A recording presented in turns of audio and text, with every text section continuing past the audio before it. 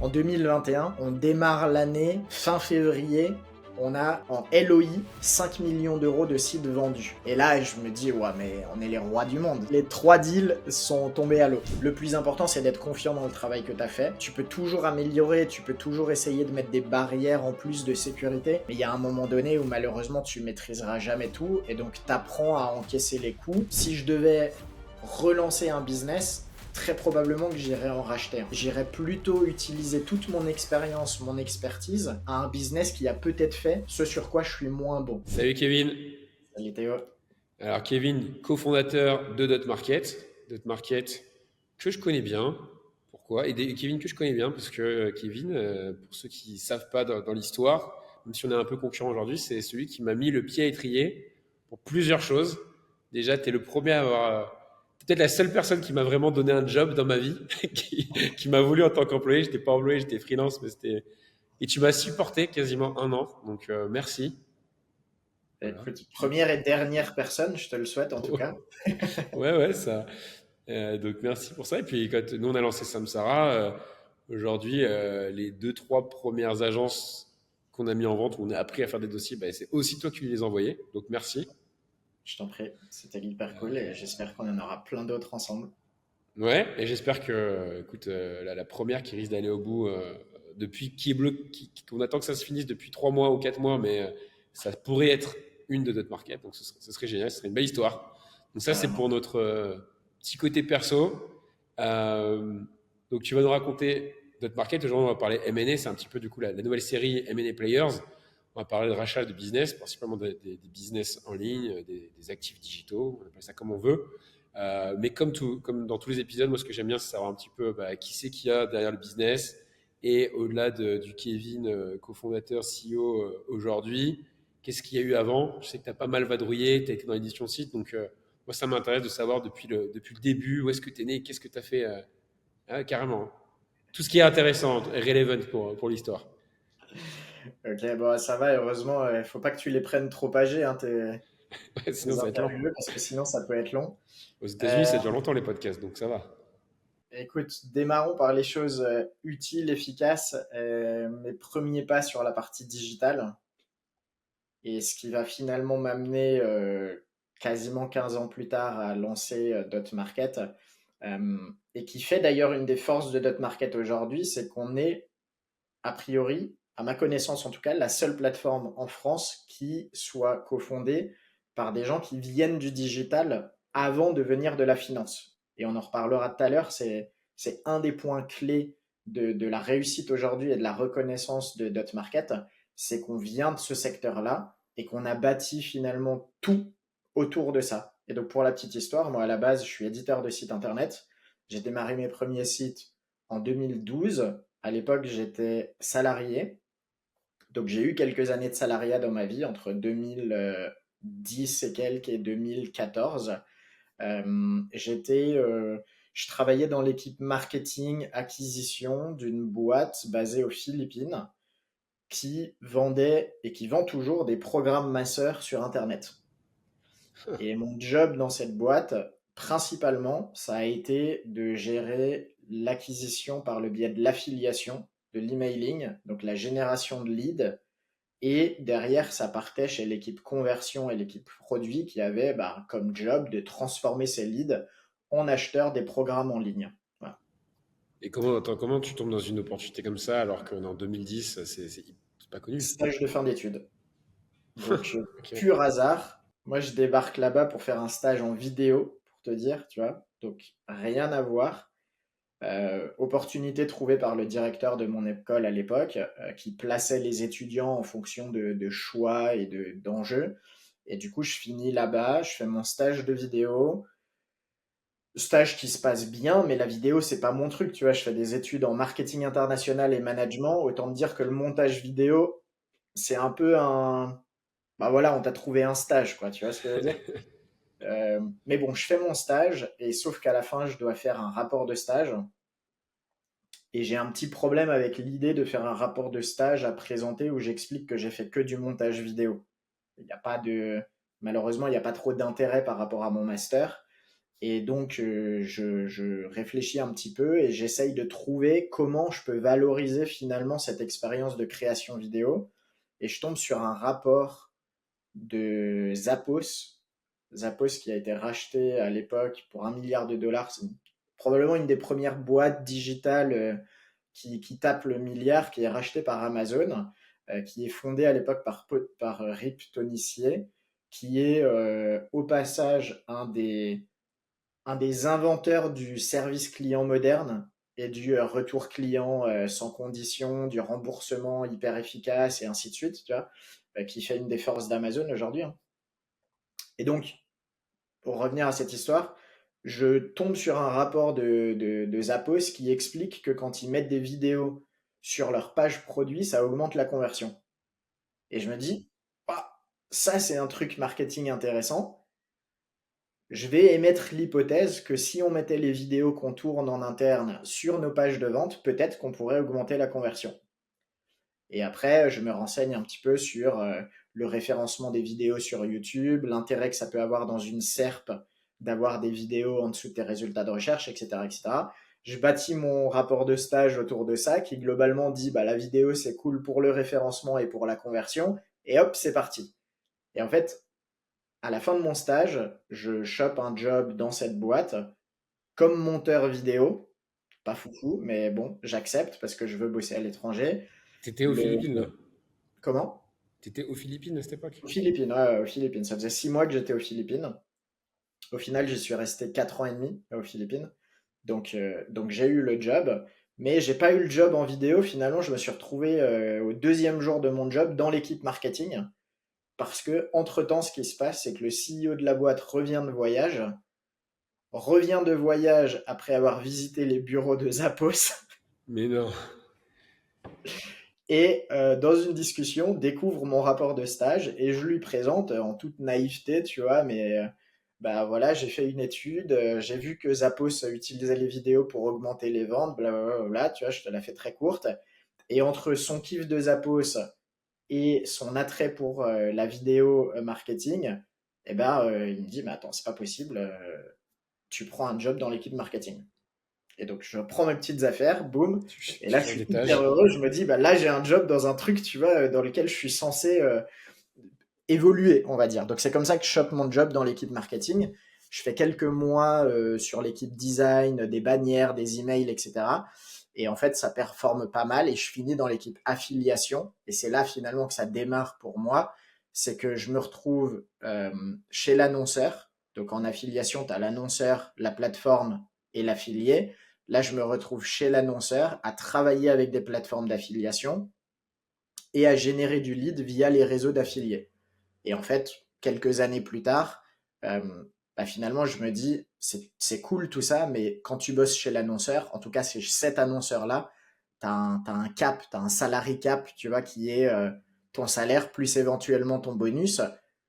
Alors que quand tu es chez l'affilié, t'as pas de salary cap. Ta performance fait augmenter ta performance financière. Et à l'inverse, évidemment, si tu te plantes, t'as rien. Et donc au bout d'un moment me vient l'idée que si je veux progresser et m'amuser plus et gagner plus, il faut que je change de camp. Donc je quitte l'annonceur et je décide de lancer mes sites d'affiliés. Ok, de zéro. De zéro. Mais je le fais pas de but en blanc, hein, je le fais. Et tu vois, c'est quelque chose qu'on apprend beaucoup sur notre market, notamment pour les gens qui se lancent. Et c'est l'intérêt quand tu rachètes un site, c'est que ça va plus vite. On en parlera tout à l'heure, mais en fait, je lance mes premiers sites en parallèle de mon job, donc je prends zéro risque. Tu vois, je travaille le soir, le week-end, sur mes pauses. Je fais mes premières formations SEO, j'apprends à générer mes premiers revenus. Et en réalité, je quitte une première fois mon job au bout d'1 an, mais je reprends un job dans la foulée et au final, je démissionne réellement et je me lance dans l'entrepreneuriat au bout d'1 an et demi d'édition de site en side project. Donc j'ai Et pris amplement le temps de sécuriser tout ça. ouais, t'avais assez, t'avais déjà, en 1 an et demi, t'arrives à générer combien avec tes sites? J'étais monté à 2 000 € par mois et mon salaire de l'époque était à 2 500. Donc à ce moment-là, tu vois, je me dis, j'ai un truc qui est, c'est pas 100% de mon salaire, mais pour rappel, je vis encore aux Philippines. Avec 2 000 € par mois, tu vis bien. ça me paraissait assez safe pour faire la bascule.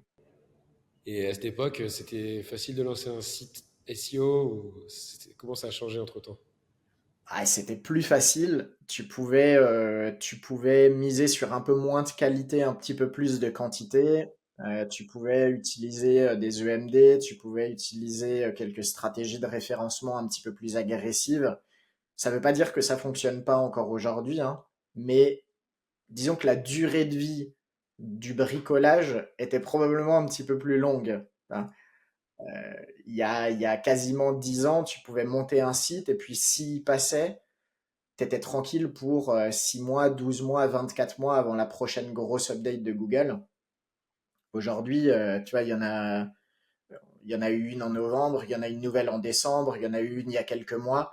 Tu peux plus miser sur 6, 12, 24 mois de tranquillité parce que tous les quelques mois, il y a une grosse update qui potentiellement, si t'as pas fait les choses bien, peut te remettre à la case départ. Ok, donc là, tu as tes premiers sites. Tu dis que ça te met quelques. Donc, qu'est-ce qui se passe entre ton premier site et d'autres markets? Parce que j'imagine que tu as Plein de dû choses, pas plein mal de sites. vadrouiller. Ok. Il se Vas-y. passe plein de Est-ce que sites. tu peux nous en révéler quelques-uns du début qui sont pas ceux qui sont plus secrets aujourd'hui? Sur quoi tu bossais? C'est quoi qui. Est-ce que tu as découvert des niches incroyables à l'époque? Bah, quand je me suis lancé, je suis allé sur des niches que je maîtrisais un petit peu, c'est-à-dire que je suis resté autour de l'univers de la minceur et de la santé de manière générale, puisque je bossais dans ce secteur-là. Après, donc j'ai fait toutes mes premières années là-dessus, mes premiers revenus, mes premières réussites, mes premiers coups d'éclat SEO, c'est clairement sur comment ranker sur une niche concurrentielle qu'est la pharma ou la santé en ligne et trouver des moyens de générer des revenus là-dessus. Après, j'ai basculé sur l'univers canin. Pendant longtemps, j'ai travaillé sur des médias canins. Je me suis formé à l'éducation canine. Ça, c'est toutes les années où il y a la notion d'autorité et d'expertise qui commence à apparaître autour de 2018 et où je me dis, bah, il faut que j'aille plus loin dans mon expertise. J'ai travaillé dans l'univers de la rencontre, dans l'univers du sport, euh, jusqu'à arriver à Dot Market. Et aujourd'hui, j'ai quelques petits sites à droite à gauche, mais qui me servent plutôt comme laboratoire pour garder les mains dans le cambouis. Alors, je dis petits sites, ils génèrent encore des revenus plutôt intéressants en side project, mais j'appelle ça petit dans le sens où c'est plus mon activité principale, évidemment, que de faire de l'édition de site. Et donc, qu'est-ce qui se passe en 10, 12 ans d'édition de site? Ben, je monte plein de sites, je me fais dégommer plein de sites par Google, j'en abandonne plein par manque de travail, manque de temps, manque de motivation, manque de disponibilité, mais globalement, je gagne ma vie avec ça. Euh, je fais mes premières opérations d'achat-vente parce que naturellement, quand tu as des sites qui fonctionnent, bah finalement, tu deviens public. Alors, pas forcément toi en tant que personne, mais tes sites deviennent publics. Tu vois, si tu es top 3 dans une SERP, ton site est visible pour tous les gens qui analysent cette SERP. Et donc, évidemment, bah, au bout d'un moment, quand tu as un site qui est visible, tu reçois soit des propositions de rachat de ce site. Tu le sais, quand on démarche des sites à vendre sur Dotmarket ou des agences à vendre sur Samsara, tu vas voir celles qui sont visibles. Donc, quand tu es visible, tu reçois des propositions de rachat. Mais à l'inverse aussi, quand tu es visible, tu es contacté pour racheter des sites potentiellement à vendre. Voilà. Ok, c'est arrivé aussi ça. Ça m'est arrivé aussi. Donc c'est comme ça que je fais mes premières OP, notamment dans l'univers canin, des éditeurs de sites canins qui viennent me voir parce que j'ai un peu de visibilité pour me dire tiens, moi tu veux pas racheter mon site, et à l'inverse, moi qui me retrouve à avoir des plus petits sites et à me dire finalement tiens, je les vendrai aussi. Donc c'est comme ça que les premières OP se font. Entre-temps, j'ai fait aussi de la formation, comment monter un site, comment gagner tes premiers revenus sur Internet, etc. Ça, j'ai pas trop duré dedans parce que bah, complexe, le monde de la formation, la vente de rêves, tous ces éléments-là dans lesquels j'ai jamais été trop à l'aise. Tu vendais pas des Euh, sites clés en main à une époque? ouais, des sites clés en main, exactement. Du coup, après la formation, j'ai basculé sur de la création de sites clés en main, plus accompagnement au développement de ces sites pour mes clients.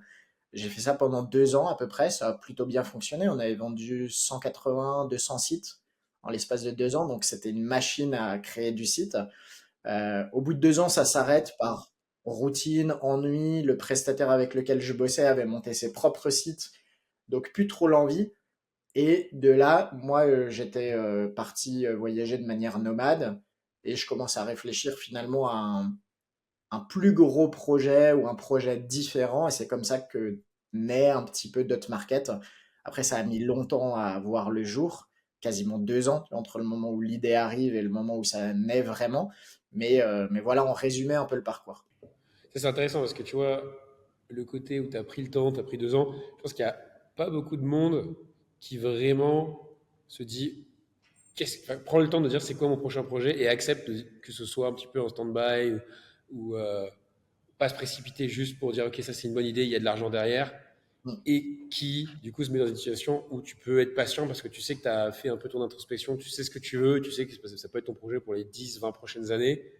J'ai l'impression que c'était déjà une étape de ta vie où tu t'es dit, ok, ce que je fais, je veux que ce soit un projet sur lequel je m'éclate, je suis patient, ça correspond à mes valeurs. C'était un peu ça ce qui s'est passé à Alors, l'époque ou... patient, Ryan te dirait que c'est pas ma patience, mon atout numéro un, mais probablement patience et confiance dans l'idée que c'était une bonne idée. Confiance dans le fait que moi j'ai mes sites qui tournent à côté, donc j'ai pas Ouais. besoin de gagner de l'argent avec. Tu vois. Donc j'ai pas besoin de trouver un business qui génère tout de suite du cash quand je lance Dot Market. Tu vois. Et ça, c'est quand même une force assez importante parce que quand je lance Dot Market avec Mayan en 2020, les premiers feedbacks que j'ai de gens de l'industrie, c'est on gagne pas sa vie en vendant des sites internet. Donc, tu n'étais pas le premier, il y avait d'autres sites déjà. Il y avait d'autres plateformes qui vivotaient, qui avaient essayé, qui fermaient, qui vendaient type le bon coin du site internet, tu vois. Bon. Et on me dit, il y en a d'autres qui se sont cassés les dents avant toi, bonne chance, quoi, mais on gagne pas sa vie sur internet en vendant des sites. Alors que Et j'imagine en pourtant, fait, tu voyais aux États-Unis, ça marchait. exactement. Moi, je voyais ce que Empire Flippers faisait, qui générait des millions d'euros de commissions par an. Et je me dis, mais bien sûr qu'on peut vendre ces sites. Mais avec le recul, je comprends. Tu vois, sur le coup, c'est plutôt un tu me prends pour qui? Évidemment qu'on va gagner notre vie. Je suis meilleur. Mais avec le recul, je comprends. Parce que c'est vrai que tu gagnes pas ta vie en vendant des petits sites internet pourris sur internet. Ça, c'est une réalité. Et en fait, ce qui se passait beaucoup sur le marché français avant qu'on lance Dot Market, c'est que finalement, il y avait pas mal de petites plateformes qui filtraient pas à l'entrée, qui listaient à peu près tout ce que tu pouvais trouver, le bon comme le pire, sans fixer de prix. Donc, des fois, c'était les bons, des fois, c'était complètement abusif, des fois, c'était une super affaire. Il n'y avait pas d'accompagnement, il n'y avait pas de sécurisation, il n'y avait rien. Et donc, évidemment, ces plateformes-là, elles faisaient du business, mais elles n'étaient pas réputées, elles n'étaient pas reconnues, la marque n'était pas, voilà, le service n'était pas jugé qualitatif. Et finalement, c'est un peu comme Flippa, tu vois, qui est la plus grosse plateforme au monde. Tout le monde la connaît, mais pas grand monde a vraiment envie d'acheter dessus. Donc l'idée, c'était de Le dire, choix.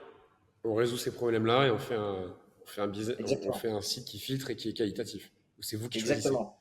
C'est ça. Et donc moi, mon approche, c'est de dire, t'as raison, on ne peut pas gagner d'argent si on fait les choses à l'arrache et qu'on ne crée pas un système un petit peu novateur. Et donc l'idée à la base de notre market, c'est comment est-ce qu'on prend la qualité de service et l'expertise d'un cabinet de M&A traditionnel pour venir l'appliquer sur un secteur de marché qui, un, est incompris de la plupart des cabinets, le digital, et deux, qui est délaissé par la plupart des cabinets parce que la majorité des actifs digitaux aujourd'hui et des fonds de commerce digitaux qui sont à vendre sont bien en dessous du cap minimum qui intéresse les cabinets, c'est-à-dire de 1 à 5 millions d'euros de valo minimum. Aujourd'hui, nous, sur Dot Market, le 1 à 5, c'est 2% de nos transactions peut-être, tu vois.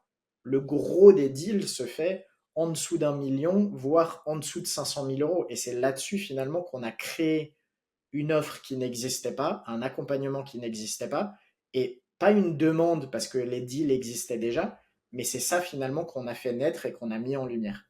Je dirais que tu as révélé la demande. Peut-être qu'elle était là, mais il n'y avait pas, il y avait pas quelqu'un qui a connecté les C'est acheteurs et les ça. vendeurs. Donc, vous ne l'avez pas créé, mais presque. Parce qu'il y avait pas vraiment de demande tant qu'il n'y avait pas un endroit pour accueillir cette demande.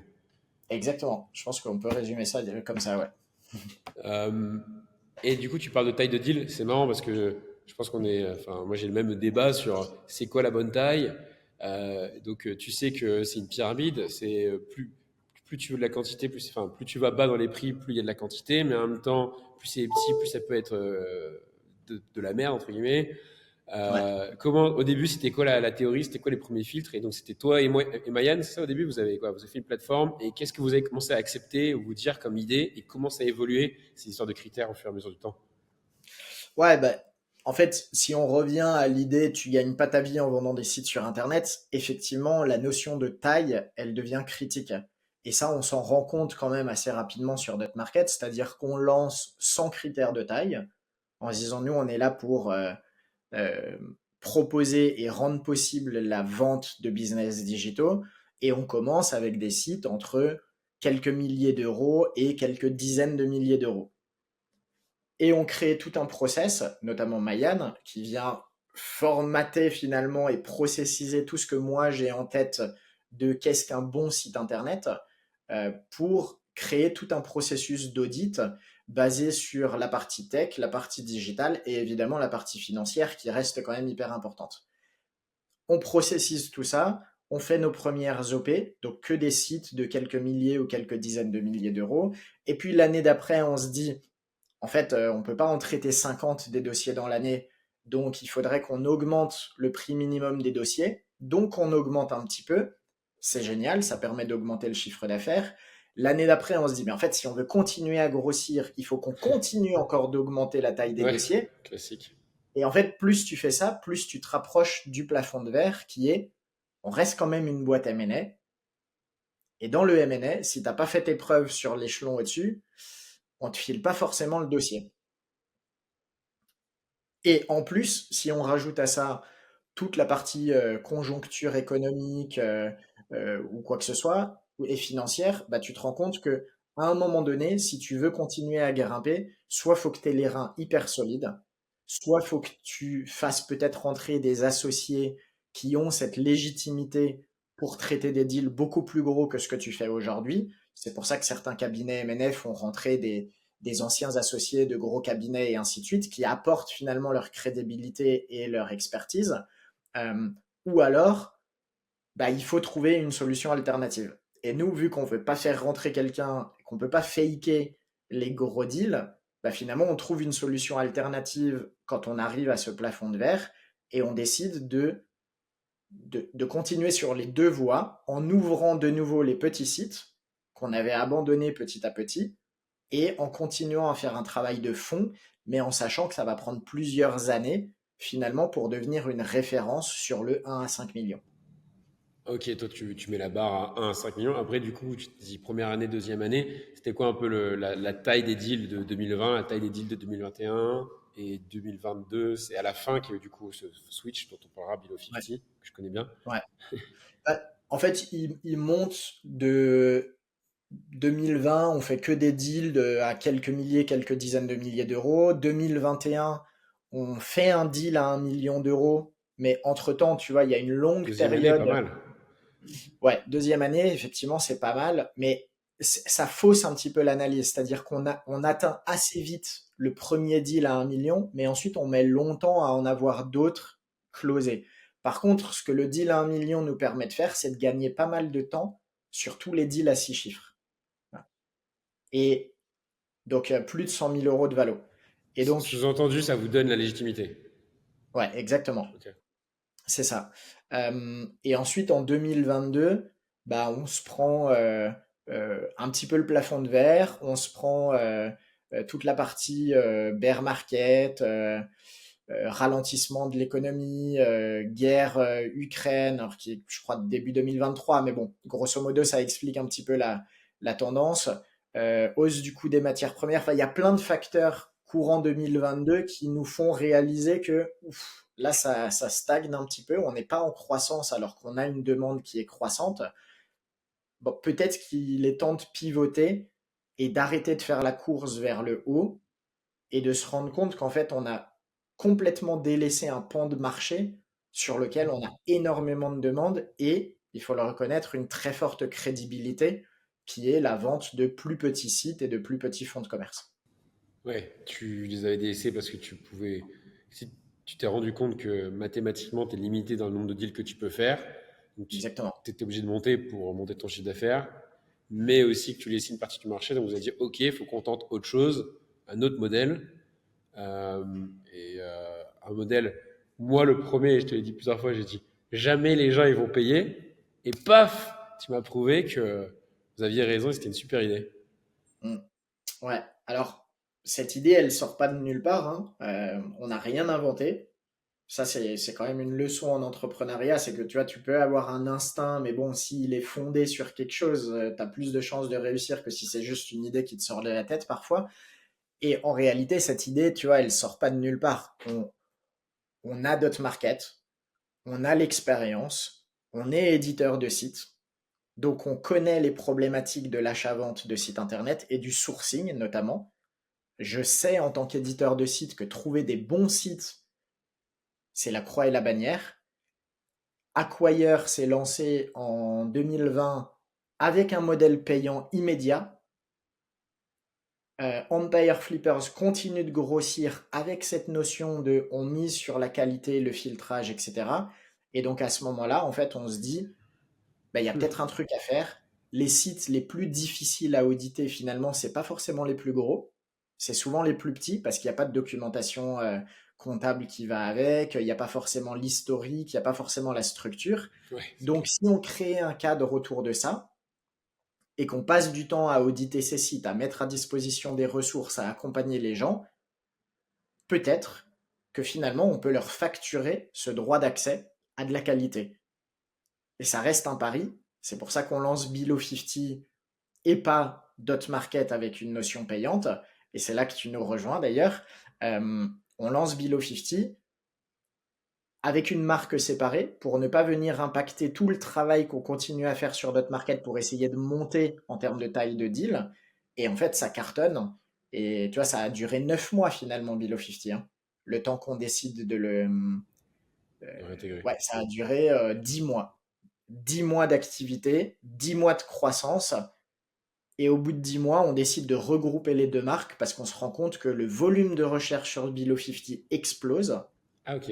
le nombre d'inscriptions explose, que le nombre de ventes explose aussi, mais que finalement, avec toute la réussite de Below 50, on a abandonné un nouveau pan de marché qui est le 50 000 à 250, 300, 400, 500 000. Tu vois.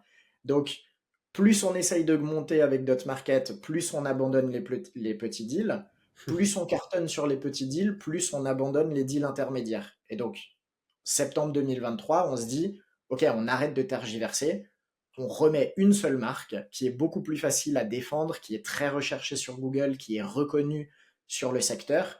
On divise pas nos efforts parce que Dotmarket plus Below 50, c'est quand même du travail en termes de discours. Tu vois, ah, mais pourquoi je suis Below 50, pourquoi je suis pas Dotmarket et ainsi de C'est suite. vrai. Et on regroupe tout et on se dit, bah, à partir de maintenant, en fait, de 0 à 5 millions d'euros, c'est Dotmarket, mais avec des niveaux de service qui vont être évolutifs en fonction de ta demande, en fonction de ton besoin et en fonction aussi de la rentabilité du travail qu'on va pouvoir fournir. Ok, donc là, tous les sites, donc maintenant, Dotmarket, c'est ce que tu viens de décrire, c'est tout en un. Euh, il reste quand même des sites où, si c'est des gros business, je peux être un gros investisseur et j'ai pas besoin de payer ou comment ça marche maintenant? Bien sûr, on a gardé la partie cabinet, si on peut dire, Ok, qu'on appelle Dot Plus en ok, interne, tu vois, histoire de nommer cette section qui est travaillée de manière un petit peu différente.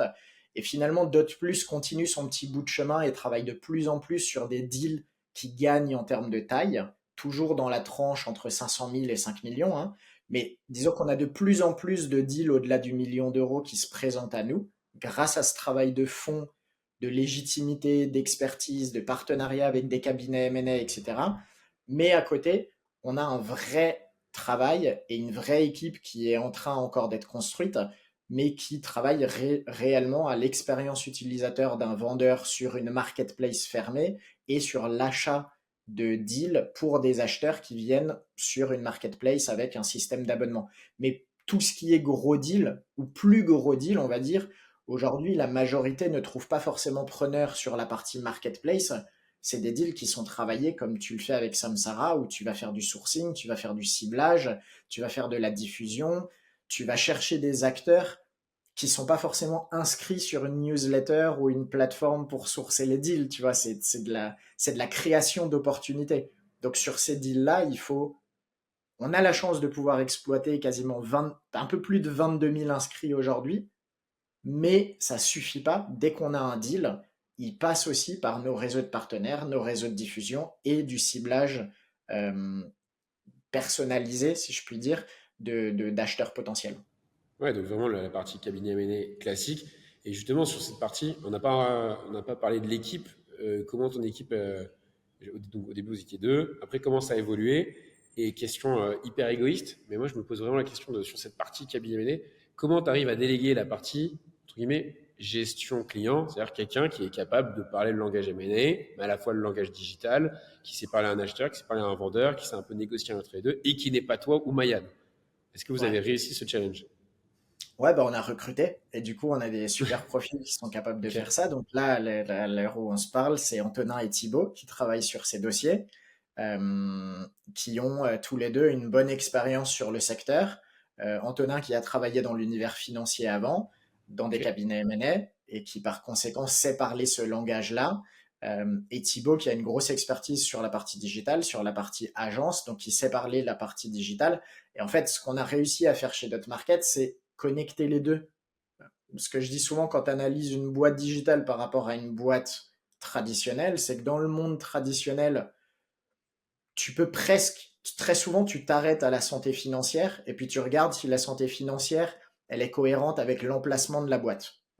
Est-ce que la boulangerie, le BE qu'elle dégage est cohérent avec l'emplacement dans la rue et la ville? D'accord? C'est pas aussi simple que ça, mais ça résume un petit peu la situation. Sur le digital, on s'en fout de ta santé financière si elle repose pas sur des piliers digitaux solides. Et donc nous, notre expertise, c'est de venir corréler la santé digitale avec la santé financière. Donc tout le monde dans l'équipe doit être formé à la partie financière et à la partie digitale. Voilà. Et donc évidemment, on a eu la chance de pouvoir recruter des profils qui ont apporté une vraie grosse expertise financière, mais à la base, le plus gros de notre travail était évidemment sur l'analyse digitale de tous les business qui étaient proposés sur Dot Market. Ok, bon, hyper clair. On arrive à la petite question anecdote. Je t'avais préparé à ça. Est-ce que tu peux me donner ton meilleur souvenir en rapport avec un deal? Ah, le meilleur. Et je veux pas forcément le meilleur deal, le meilleur souvenir. Non, non, non, non. Ouais, en plus, les meilleurs deals sont pas forcément les meilleurs souvenirs, parce que des fois, c'est assez désagréable de closer un très beau deal en termes de rencontres humaines ou quoi que ce soit. Non, je dirais pour moi, un des plus beaux deals, c'est c'est la fois où on a aidé un couple qui allait partir à la retraite en fermant sa boutique et en ne sachant pas que leur boutique internet finalement avait un prix, une valeur. Ok. Et, et ça, alors déjà, c'est des super deals parce qu'en général, c'est des très très belles opportunités pour un repreneur. Quand tu reprends un business de quelqu'un qui est prêt à fermer parce qu'il même ne sait pas que ça a de la valeur, tu peux être sûr que si ça générait de la valeur, c'est que ça a été fait avec un niveau digital probablement assez bas. Donc tu construis sur une base qui est incroyable. Et la deuxième chose, c'est que euh, c'est toujours cool en fait tu vois, de découvrir la surprise de quelqu'un qui se dit ah bon, moi j'allais Mhm. fermer. Comment ça? Tu vois, je crois que c'est une vente. C'était pas une vente gigantesque, mais c'est peut-être une vente qui a rapporté 70 000 € dans mes souvenirs au Cédan, qui était en dessous du prix que nous on avait défini, mais c'était des gens qui partaient à la retraite qui étaient prêts à fermer, donc la négociation a été assez favorable à l'acheteur. Euh, et ouais, ça reste un super souvenir parce qu'en plus la boutique elle cartonne. Ok. L'acheteur a pu déployer plein de choses dessus. Et moi, c'est le type de deal que j'aime bien voir sur Dot Market. Donc à chaque fois que ça arrive, ça nous rend hyper fiers. Et en même temps, on se dit, là, on a réussi un super coup pour l'acheteur parce que lui trouver cette pépite-là, ou que cette pépite-là nous trouve, c'est hyper kiffant. Ce que j'allais dire là, on est dans la pépite. On sonne la cloche, Ah on est ouais. dans la définition. Bien sûr, mais ça Ah c'est ouais. vraiment on parlera tout à l'heure des critères, mais un peu le deal idéal. et on en reviendra. Mm. Ok, donc là, tu m'as donné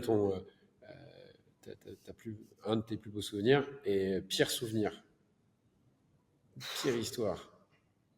Les pires, c'est quand ça se fait pas en dernière minute pour une raison ou une autre.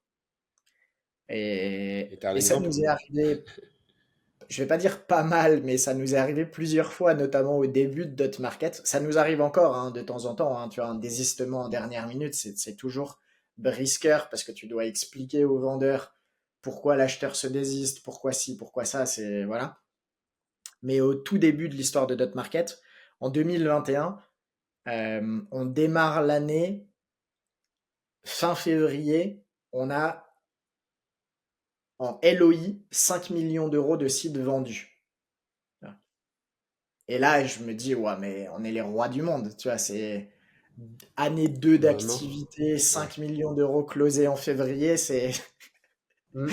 Bon, les 3 deals sont tombés à l'eau en mars-avril, tu vois. Et donc là, waouh, hyper dur. Et pourquoi? Bah, pour des raisons, un site qui se prend une pénalité Google, qui Voilà. va récupérer par la suite. Mais bon, à ce moment-là, il y a une update Google qui détruit complètement le site. Et oh, punaise, qu'est-ce que tu fais, tu vois, dans ces cas-là? Euh, les joies des sites internet, hein. Le deuxième, c'est un financement qui n'arrive pas.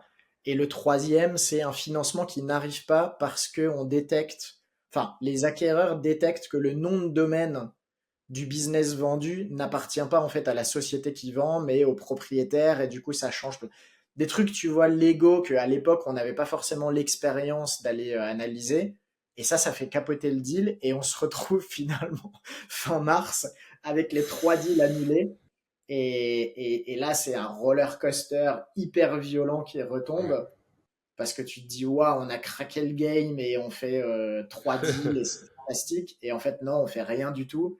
Et s'ensuit une année où on rame bien, on fait une belle année, mais émotionnellement, c'est hardcore. Et justement, comment tu gères émotionnellement ce concept que j'ai découvert, du coup, qui est qu'au bout d'un moment, tu peux faire ton taf, mais une fois que la LOI est signée, tu ne peux plus rien faire, tu peux plus influencer, tu peux juste dire alors, et ouais, que t'attends. Avec le temps, c'est bon, on se détache émotionnellement, tu peux me rassurer? Moi, je pense un petit peu, tu te détaches émotionnellement, t'apprends à accepter que le plus important, c'est d'être confiant dans le travail que tu as fait. Tu peux toujours améliorer, tu peux toujours essayer de mettre des barrières en plus de sécurité. Mais il y a un moment donné où malheureusement tu maîtriseras jamais tout, et donc tu apprends à encaisser les coups, et puis surtout tu apprends à multiplier les opportunités et à ne plus trop miser sur un deal qui va faire ton année. Et c'est Ouais. une des raisons pour lesquelles on lance Below 50 à l'époque aussi, tu vois, c'est cette réalisation que on peut pas juste miser sur notre capacité à faire mieux. En fait, quand tu es payé à la performance, globalement, ça veut dire que tu prends le pari de ta performance. C'est bien, mais avec un peu d'humilité, c'est pas, tu vois, c'est quand même beaucoup, beaucoup, beaucoup misé sur toi, plus le facteur chance, plus le facteur économie, plus le facteur conjoncture, plus plein de choses. Donc, il en faut, et on n'a pas changé ce modèle. On est payé à la performance sur les deals. C'est notre performance qui doit guider la réussite de la boîte. Mais par contre, si on peut créer des facteurs qui ne vont pas être basés sur juste la performance, ça c'est aussi important, et c'est pour ça qu'on a fait évoluer le business model aussi au fil du temps. Ouais, très, très intéressant. Et même nous, on est dans des réflexions similaires avec d'autres business models, mais en effet, avoir un coussin de sécurité tous les mois où tu sais que tu as un certain du MRR, le côté vraiment rassurant. Justement, nous, on vend des agences et les agences ont quand même en général pas mal de MRR. Et donc, tu te dis, ou même d'ailleurs, je dirais, ce qu'on a remarqué, c'est que celles qui se vendent plus facilement sont celles qui ont du MRR et celles qui en ont pas, franchement, c'est très dur à vendre. Donc, ça aussi, c'est dans les critères de business qui se vendent le plus facilement. Bah, franchement, plus c'est entre guillemets automatique et récurrent, plus ça se vend. Et c'est vrai que quand tu es derrière, tu comprends ce que ça t'apporte, cette certitude. Euh, Ça, ok. Maintenant, je voulais parler. Tout à l'heure, tu l'as évoqué. Je trouve que c'était un bon lancement quand tu as parlé de la boutique des gens qui voulaient partir à la retraite, qui était une super affaire. Bon, déjà parce que au-delà du fait qu'ils étaient peut-être payés entre guillemets pas cher, c'était des vendeurs qui étaient plutôt réalistes du coup sur la valo. En général, malheureusement, notre job à toi et moi au quotidien, c'est de dire à des gens non, ça vaut 2 fois moins, non, ça vaut 2 fois moins, reviens me voir dans 6 mois. Mais bon, voilà, ça c'est normal, c'est notre job. C'est aussi pour ça qu'il faut mieux passer par des intermédiaires. On a fait ce taf, alors que si tu vas frapper une porte, ça fait doubler la valeur automatiquement quand tu es acheteur. Et donc tu disais que cet acheteur, lui, il avait un deal idéal parce que il a pu construire sur une belle base. Et du coup, ça me lance sur le sujet de acheter versus créer. Toi qui as vu pas mal d'histoires et qui a potentiellement, j'imagine, aussi racheté des sites, c'est quoi un peu ta vision sur cette entre guillemets, grosse opportunité de dire si vous êtes dans une situation où vous pouvez, bah, pourquoi racheter versus créer un business de zéro? Ouais. Principalement parce qu'aujourd'hui, racheter, c'est gagner du temps. Et si tu rachètes le bon business, évidemment, c'est gagner en rendement, en efficacité, en énergie, en plein de choses. Aujourd'hui, si tu veux créer un business de zéro ou un site internet, mais parlons business de manière générale, tu dois passer par toutes les étapes euh, les plus basiques. Est-ce qu'il y a un marché? Est-ce que je suis capable de construire une offre? Est-ce que je suis capable de la vendre? Si on parle juste d'un petit site internet, quel nom de domaine je choisis? Comment je crée mes premiers contenus? Comment je les référence? Est-ce que je fais de la pub? Est-ce que si? Est-ce que ça? Donc, quand tu as le temps et que tu veux apprendre, créer, c'est une formidable école de plein de choses. Créer une boîte ou créer un site internet. Mais quand tu veux atteindre un objectif de rendement ou un objectif de croissance ou un objectif d'accès à l'entrepreneuriat plus rapide, alors acheter est quasiment la seule façon finalement d'y aller plus vite. Tu vois, si tu te lances dans l'entrepreneuriat par la création, tu dois accepter que tu es parti pour un très très très très long chemin avec toutes les embûches du début et tous les, tous les paris que tu fais au début sur est-ce que je vais réussir à générer mon premier euro et C'est ensuite les clair. suivants. Ton premier Alors quand tu euro viens ou... révolutionner un marché ou quand tu as une idée hyper précise ou quoi que ce soit, évidemment, le lancement, c'est aussi une aventure hyper excitante. Et tu vois, on a lancé Dot Market. Mais aujourd'hui, si je devais relancer un business, très probablement que j'irais en racheter un. Sauf si je me rendais compte que ça n'existe pas sur le marché et que je veux le faire à ma façon, comme on a fait avec Dot Market. Mais sinon, si ça existe déjà, j'irais plutôt utiliser toute mon expérience, mon expertise sur un business qui existe déjà, qui aurait déjà des fondations, qui me permettrait finalement de venir apporter ce que je sais faire à un business qui a peut-être fait ce sur quoi je suis moins bon. Et comme tu disais, même avec d'autres markets, ça fait quand même bientôt 5 ans et tu as eu des années difficiles, etc. Si tu avais racheté un business au bout de 5 ans, le ROI sur ton temps a été exponentiel. Tu parlais du temps que ça te fait gagner. Je dirais aussi en termes de probabilité de succès, créer un business de zéro et arriver à juste, je sais pas, financer ta vie ou remplacer ton travail. Si on parle d'un business un peu start-up ou un peu classique, 99% de taux d'échec. Après, maintenant, quand même, il y a pas mal de nouveaux business type agence de service, prestation de service, freelance, qui sont un peu entre les deux. Et ça, je trouve que c'est génial pour se lancer aujourd'hui. En fait, bah, tu Ouais, vends ton temps, certes, mais tu vends une skills. Et grâce à ça, tu gagnes déjà de l'argent et tu peux aller créer, entre guillemets, un vrai business après avoir appris. Ça n'existait pas. Ça existait beaucoup moins il y a 5 ans et encore moins il y a 10 ans. Ça, c'est l'intermédiaire. Puis un autre intermédiaire que tu mentionnais un peu, c'est euh, de copier. Moi, je parlais une des dernières, enfin, de s'inspirer et d'adapter, mais sinon, totalement copier. Justement, nous, on est en France, bah, des États-Unis qui font des trucs super bien 5 ans avant tout le monde. Je parlais dans mon dernier podcast avec une fondatrice d'agence qui a découvert en gros des agences productisées euh, de design par abonnement où tu payes 5 000 euros ouais, par mois pour de l'illimité. Ça cartonne aux États-Unis, moi je savais pas. Elle était déjà dans une agence, enfin elle faisait déjà une agence de design, elle était là-dedans, elle a compris le truc, ils ont copié le business model, ils ont explosé. Donc ouais. pas mal aussi de s'inspirer. Et tu dis, vous avez, moi je croyais pas à l'idée de faire payer l'abonnement. Et tu me dis, on n'a rien inventé, Théo, ça existait déjà. Les gens aux États-Unis, ils payent pour ça. Normalement, si on n'est pas trop bête, on pivote un peu et les gens ils vont payer. Exactement. Exactement, parce que même si les cultures sont différentes, le besoin en lui-même, il n'est pas différent. Donc après, évidemment, il y a toute la notion, et tu l'as dit, on n'a pas lancé Below 50 de zéro, on l'a lancé sur la crédibilité de Dot Market, ce qui nous a permis de venir justifier aussi un background et pas juste de dire coucou, c'est nous, on a décidé de faire payer un truc que tout le monde fait gratuitement. Mais en soi, ça existait déjà, on a pu l'analyser, on a pu voir qu'est-ce qu'on trouvait bien fait sur Acquire et qu'est-ce qu'on trouvait qui était mal fait à nos yeux, ou qu'est-ce qui était trop américanisé et qu'on considérait qu'en France, on aurait besoin de faire mieux. Et c'est ça qui a permis de lancer avec un product market fit finalement qui a été vite trouvé.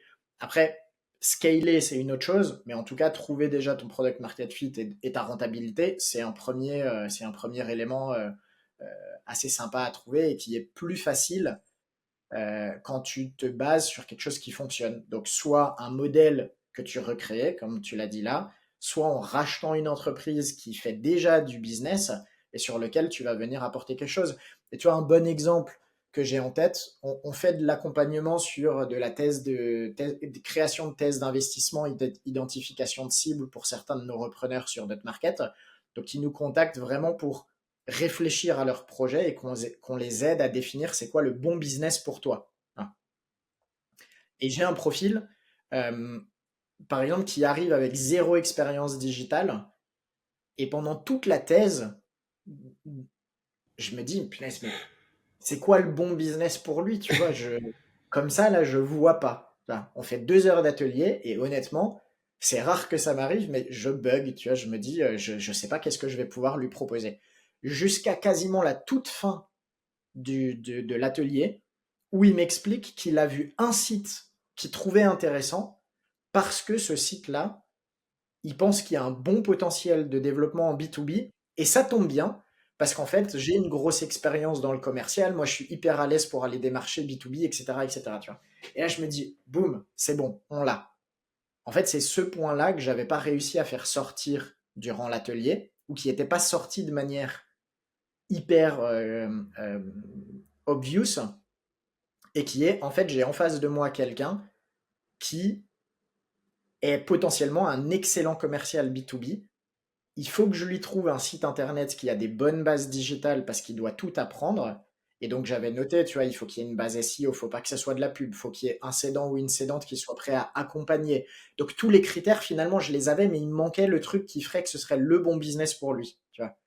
Et finalement, le bon business, ben, c'est le truc où lui, il a une compétence que pas grand monde a sur le digital, c'est-à-dire une capacité à sortir du digital.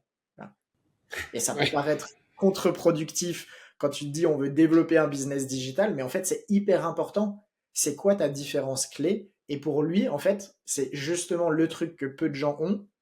Ben moi, je vais pouvoir développer ce business en dehors du digital sur cette niche qui en a potentiellement besoin. Moi, c'est génial parce que du coup, là, tu viens exactement de rentrer dans la prochaine question qui était quelqu'un qui veut racheter son premier business. Par quoi tu commences? Donc là, tu nous as dit, bon, bah là, lui, il a la chance d'avoir un atelier premium où vous avez fait cet exercice ensemble. Mais si je comprends bien, la règle numéro un avant de même regarder des annonces, c'est de dire c'est quoi mon profil, c'est quoi mes compétences, c'est quoi mes envies. Hein, on Et peut c'est quoi rappeler mes ça aux gens. objectifs? Voilà. Et de pas tout de suite, bon, pour regarder les annonces, pourquoi pas, mais pas tomber dans le piège de juste regarder plein d'annonces, contacter plein de personnes, Non. et au contraire se dire, ok, c'est quoi mes, comme tu dis, c'est quoi mes objectifs, combien je veux gagner, est-ce que je veux qu'est-ce qui, c'est quoi les chiffres aussi qui sont, à partir de quels chiffres, moi je disais souvent ça à des acheteurs qui étaient plutôt avancés, qui regardaient des sites qui faisaient 1 000 € par mois, je dis mais ça n'a aucun sens. C'est le même travail de gérer un site qui fait 1 000 € par mois qu'un qui fait 10 000. Globalement, tu as peut-être moins de problèmes quand il fait 10 000 parce que tu as peut-être des équipes. Mmh. Ouais. Mais avec 1 000 €, toi, ça te va pas. Tu as été habitué à un salaire de cadre à 5 000, etc. Il faut qu'il y ait quand même un potentiel. Donc, c'est quoi un peu Ouais. le process pour se lancer, même si du coup, tu l'as un peu décrit là? C'est définir ton projet et d'être Ok. le plus. Quand je fais cet atelier tes investissements, dans mes premières slides de présentation, il y en a une qui dit j'ai besoin qu'on soit le plus transparent possible pendant ces 2 heures d'atelier. Et le plus transparent possible, ça veut dire se dire la vérité, même les vérités pas très agréables à entendre. Tu vois. Donc, parce que plus tu vas essayer d'enjoliver tes compétences, ton temps, ton énergie, ta vision, etc., plus en fait risques de t'orienter vers des business qui sont un peu plus jolis que ce dont tu aurais vraiment besoin, ou un peu plus développés que ce dont tu aurais besoin, ou l'inverse, par rapport à ce que tu as vraiment. Et le but de cet atelier tes investissements, c'est d'éviter le syndrome de l'objet brillant. C'est-à-dire, plus tu as défini une thèse, moins tu auras de tentation d'analyser 10 dossiers, parce que c'est pas possible qu'il y ait 10, 20, 30 dossiers qui correspondent à tes critères. Moi, j'ai tendance à dire que sur DotMarket, on continue entre 150 et 200 dossiers en vente. C'est pas possible que si tu es très bien défini ta thèse d'investissement et que tu débutes, c'est un peu moins vrai pour des gens qui font du rachat massif et autres, mais c'est pas possible qu'il y ait plus que 5 business qui correspondent à tes critères. Donc tu vois, 5 sur 200, c'est pas beaucoup. Mais je pense sincèrement que s'il y en a plus que 5, c'est que tes critères sont pas assez précis. Et que ça vaudrait le coup de réfléchir à les cerner un petit peu mieux, tu vois, ou clarifier pourquoi est-ce que tu as deux modèles économiques dans ta thèse. Pourquoi est-ce que tu as un Ouais, site à 1000 et un site à 10 000? Pourquoi est-ce que tu as ouais. un site à 7 heures par jour et un site à 30 heures par jour? Pourquoi est-ce que tu as un site très stable avec zéro développement versus un site où il y a tout à faire? Tu vois, c'est pas cohérent si tu as les deux dans ta Non, c'est thèse. clair. Ouais, Ouais, c'est clair. Là, je pense que tu viens de parler de trois critères. Un, c'est OK, de quelle taille on parle déjà, et ça, c'est quand même la base, l'ordre de grandeur, et pas se ouais, mentir à soi-même. Euh, Ensuite, tu parlais de sous-entendu, est-ce que c'est un side business ou est-ce que c'est un full-time? Et ouais. tu peux pas avoir les deux dans ton panier. Tu peux pas mettre sur ton panier d'autres market un site Mm, passif qui fait 500 euros par mois et un truc où il faut vraiment bosser. Et mm. quand même, enfin voilà, on reparle de ça, mais le plus important, c'est de trouver un business qui a déjà toutes les qualités de tes défauts, et toi, tu arrives avec ta zone de gigne. Le gars qui est commercial Exactement. B2B prend un truc qui est. Il n'y a pas trop besoin de faire d'informatique, entre guillemets. Je parle comme un vieux. Faut pas faire trop d'informatique. Voilà, qui a cette base solide, et lui, il arrive avec ses qualités B2B, et justement, c'est son unfair advantage à lui. Il prend, il C'est gagne ça. 5 ans, il est sûr à 99% qu'il ne va pas planter le site, versus quand il s'il crée un truc de zéro, il serait sûr à Ouais, 99% de ne pas réussir. ouais, Donc, ok, bien connaître ses critères de taille. Après, je dirais quand même, tu disais de ne pas analyser 50 000 dossiers, mais c'est vrai que même si tu en as quelques-uns, j'ai quand même l'impression que c'est un process d'apprentissage où tu as l'impression que tu te connais, mais il faut aller parler avec enfin, analyser des sites et aller parler avec quelques bien vendeurs sûr. pour te rendre compte que, ah oui, j'avais oublié ça, et ma grille de sélection, ben, au fur et à mesure, je l'améliore. J'avais pas pensé que, Mhm. je sais pas, je veux un site où il faut que je sois sur les horaires françaises parce qu'il y a quand même des coups de fil à passer, et si je suis à Bali, c'est plus compliqué. C'est rien. Totalement, totalement. Et ça, c'est vrai que en général, c'est un second temps. Voilà. C'est très rare, tu vois, quand je vais reparler de cet atelier, mais c'est très rare qu'à la fin de l'atelier, on ait une seule thèse. Très souvent, on a une thèse principale et une thèse alternative. Et en fait, on est obligé d'aller confronter ces deux thèses au marché pour en valider une. Voilà. Pourquoi? Parce que c'est pas anormal, surtout quand tu démarres, d'avoir à la fois envie d'un side business et envie potentiellement d'un business à temps plein. Voilà. Les deux peuvent te tenter parce que finalement, un side business en gardant ton job actuel, ça peut être pas mal, mais à terme, tu aimerais bien quitter ton job, donc pourquoi pas basculer tout de suite sur quelque chose à temps plein qui te permette d'en vivre.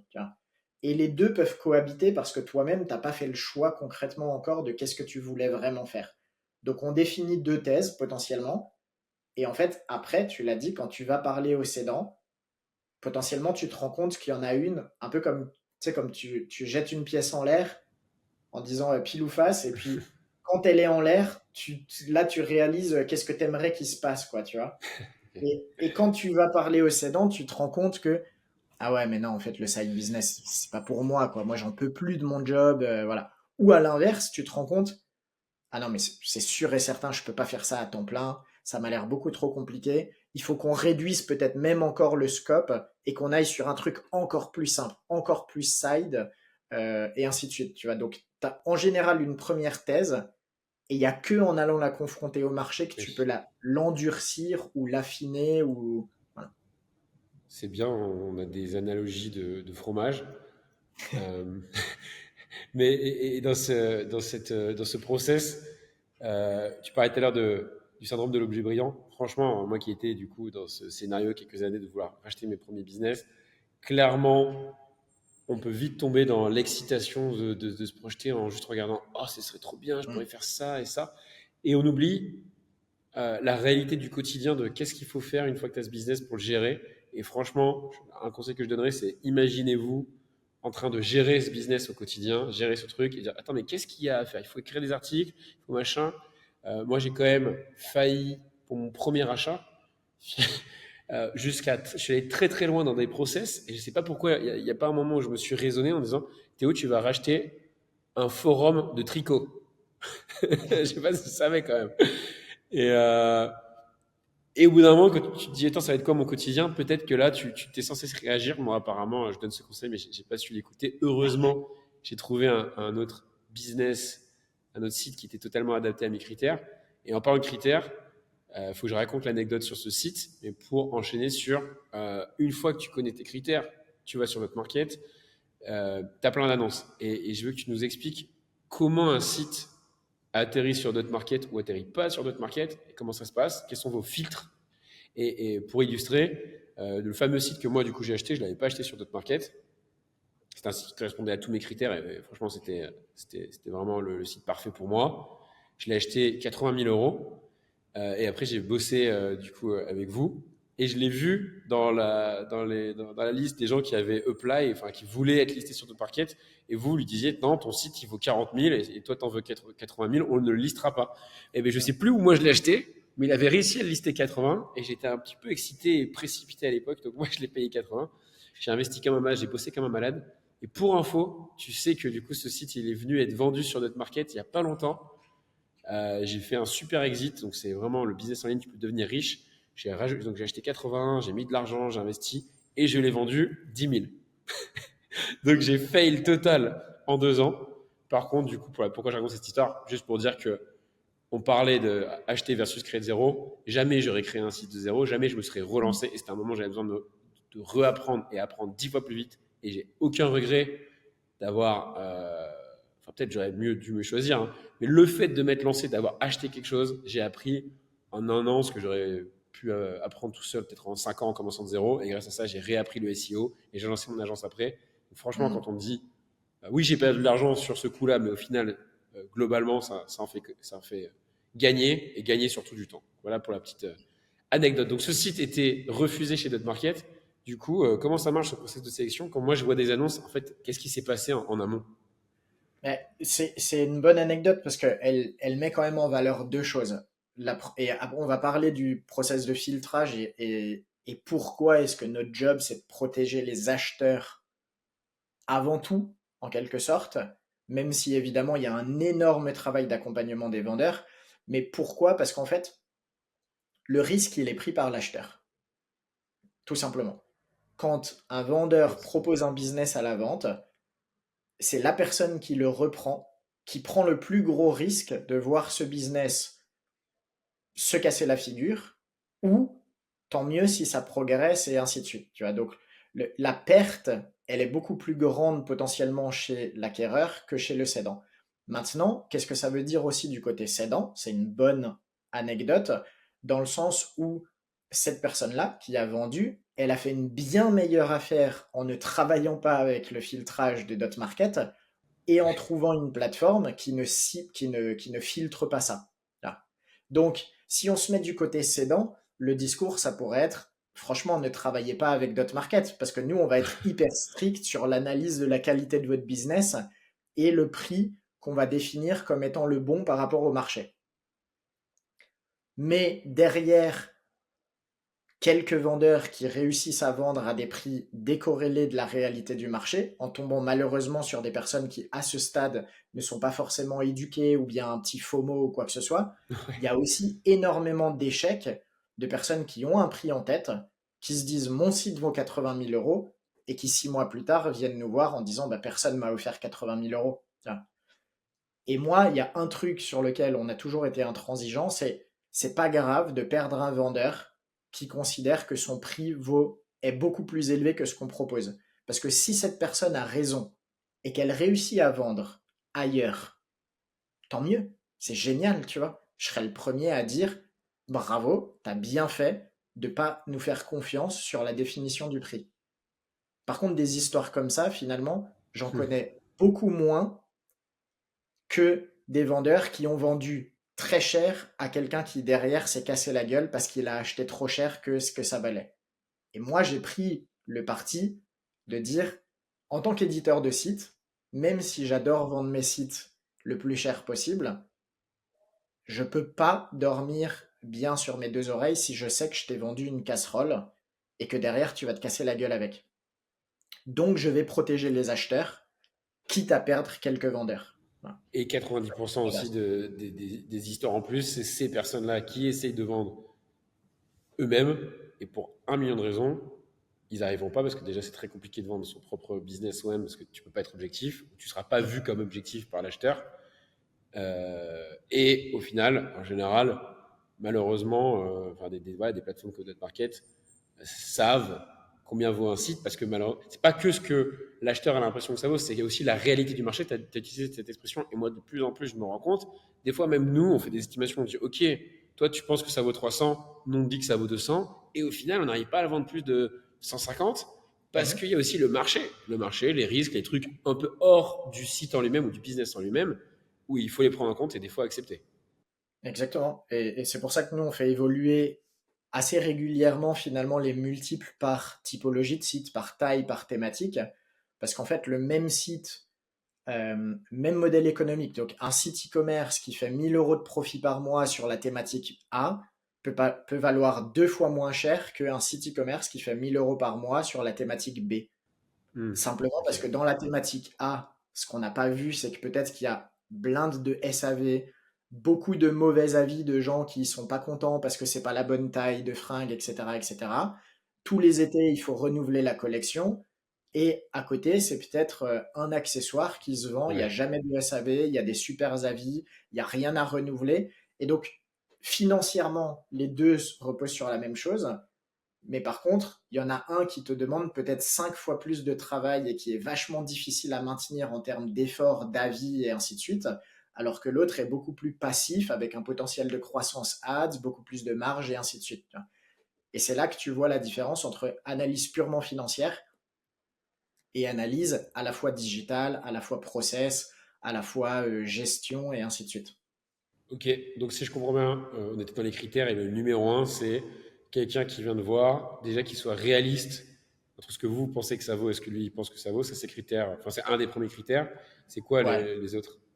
Alors, pour globalement, donc aujourd'hui, Dot Market, c'est une place de marché fermée.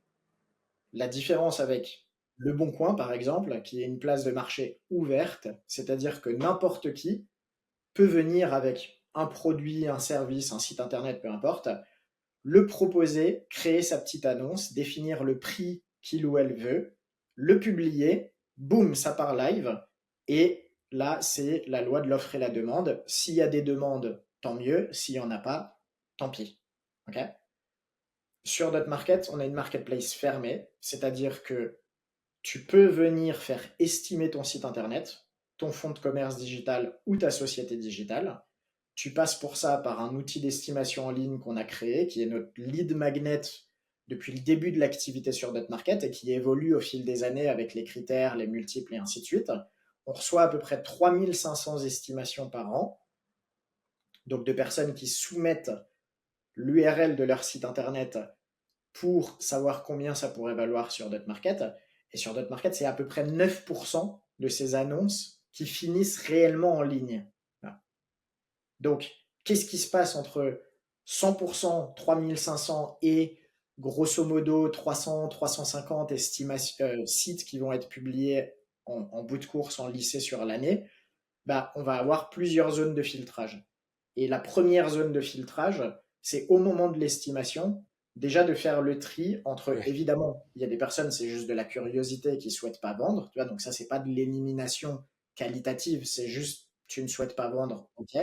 Mais ensuite, on va éliminer tout ce qui est trop petit, c'est-à-dire qui ne génère pas, à nos yeux, suffisamment de trafic ou de revenus pour justifier un travail ou avoir créé des barrières à l'entrée. Tout ce qui est en chute, tout ce qui est trop jeune, moins de 18 mois, ça ne nous intéresse pas. Il n'y a pas assez de barrières à l'entrée. On préfère des dossiers un peu plus solides. C'est ça, c'est un Tout bon ce qui point et est un bon rappel, le côté minimum 18 mois. Ça, ouais, je pense qu'il y a beaucoup de monde qui doit essayer de vendre son hyper site. important. Ok, moins d'un Ouais. an, très bien, 18 Et mois. plus il y a d'ancienneté, mieux c'est. Mais bon, à part sur les SaaS où tu peux avoir une récurrence assez rapide, mais sur un site internet, que ce soit e-commerce ou contenu, plus il y a d'ancienneté, mieux c'est. Activité stoppée, on ne fait pas de vente d'activité stoppée sur notre market. Ou alors il faut que tu aies une très belle audience et dans ce cas-là, on revend une audience, pas une activité commerciale. Mais si c'est arrêté et qu'il y a un énorme potentiel, s'il y a S'il vraiment y a un énorme potentiel. une belle audience. Ouais. Non, je suis- Le potentiel, c'est uniquement de l'audience. Donc s'il n'y a pas d'audience, mais qu'il y a un énorme potentiel, Ah, c'est pas merci. possible. Parce que ça, c'est vraiment la qualité numéro un, je pense, de tous les sites. Vraiment, il y a beaucoup de business qu'on analyse, toi et moi, et Avec qui un ont énorme des énormes potentiel. potentiels. Ouais. La majorité des Mais ça sites n'ont suffit pas. pas alors du coup. Non, ça suffit pas. Non. Bon, ok. Donc activité arrêtée. euh, ok. Donc si ça passe ces critères, ensuite, comment Donc vous ça, traitez? déjà, ça élimine un nombre gigantesque du volume qu'on a à traiter au quotidien. Et si ça passe ces critères, en fait, nous, on filtre manuellement du coup à cette étape-là. On analyse les premiers éléments qui ont été fournis dans l'outil d'estimation et on vient proposer une première fourchette de prix sur du déclaratif. D'accord? Donc à ce stade, c'est toi qui as déclaré faire 1000 euros de profit par mois. Enfin, et si D'accord? je m'abuse, encore là, tu dis ça, mais dans cette de tri manuel, il y en a encore une grosse partie qui saute. Vous dites non et Totalement. voici Ah oui, pourquoi. oui, Ouais, parce que totalement, vous totalement. avez. Elles vont passer dans des étapes de filtrage manuel un petit peu plus personnalisées, enrichies, parce que la première étape, c'est du déclaratif. Ouais. Donc sur le déclaratif, ton site peut valoir entre 20 et 25 000 euros, entre 100 et 120 000, entre 500 et 600 000 euros. Voilà. Si cette fourchette-là te plaît, on avance sur la phase d'analyse. Si déjà à ce stade, tu nous dis 20 Ah, 000 ok, ok. euros, moi j'en veux 100 000, Ok. alors évidemment, on discute pour comprendre pourquoi ton attente de 100 000 euros, qu'est-ce qui la Ouais. justifie. Et des fois, on se rend compte que, ah, ok, mais en fait, dans les chiffres, il y a des erreurs, tu nous as pas dit que tu avais une Hmm. partie B2B, etc., etc. Donc, tu vois, si quelqu'un nous dit j'en veux 100 000 alors que nous, on a estimé automatiquement à 20 000, c'est pas un deal breaker. On va quand même faire ce travail d'analyse pour comprendre où est le gap. Mais si on se rend compte qu'en ayant analysé le truc, il n'y a pas de gap, tes Ouais. 100 000, c'est juste parce que tu es là-haut dans ta tête et puis nous, on juge que c'est là. À ce moment-là, on perd pas de temps. Va vendre à la concurrence, il n'y a pas de souci. Mais nous, on ne travaille pas avec toi. Donc la base, c'est effectivement les critères qualitatifs initiaux plus un accord de principe sur la fourchette de prix sur laquelle on va pouvoir travailler. Et si on est d'accord là-dessus, alors on attaque une phase d'analyse plus poussée. Tu complètes ton formulaire de mise en vente sur Dotmarket, tu nous envoies des justificatifs, les accès nécessaires, et là on va faire un travail d'analyse pour aller voir si ce qui a été déclaré correspond aux justificatifs qui sont fournis. Et c'est suite à cette deuxième phase d'analyse, qui évidemment est un peu plus longue, un peu plus fastidieuse, qu'on va arriver à dire, OK, bah, on est d'accord, ce business-là, il coche nos critères, on n'a rien identifié comme red flag qui nous permettent de dire qu'on ne va pas pouvoir le refuser, donc on peut planifier la publication.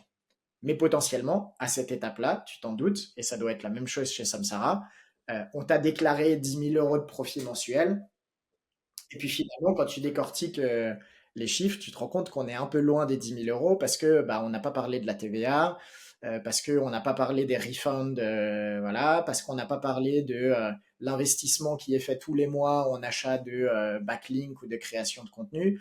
Et si en bout de course, il y a un gap qui est trop grand, bah, très souvent, ça aboutit à une absence de mise en vente parce qu'évidemment, entre l'attente de prix et celle qui est proposée finalement sur la réalité des éléments financiers ou la réalité de la partie digitale.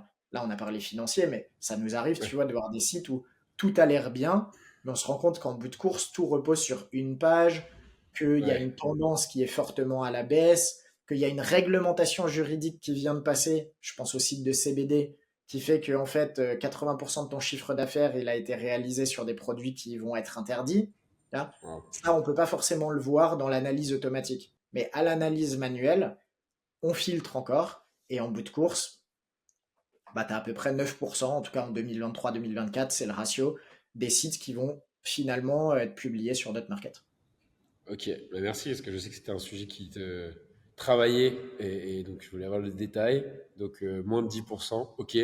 Donc on a un peu passé le timing, mais moi je voulais juste finir du coup ce chemin qui est, ok, je suis acheteur, c'est la première fois, et j'ai compris du coup vos critères. Donc déjà, je sais que voilà, normalement, vous avez évité 99% des arnaques ou des red flags, et ça va être plutôt, au moins sur le papier, c'est un bon site. Après, est-ce que c'est le bon site pour moi? On va parler tout à l'heure enfin, on a déjà parlé des critères, mais voilà. Il y a quoi du coup comme site à vendre sur d'autres markets? C'est quoi, je sais pas, le prix moyen, ce que tu sais me dire, et les pourcentages en e-commerce, en site d'affiliation, en autres?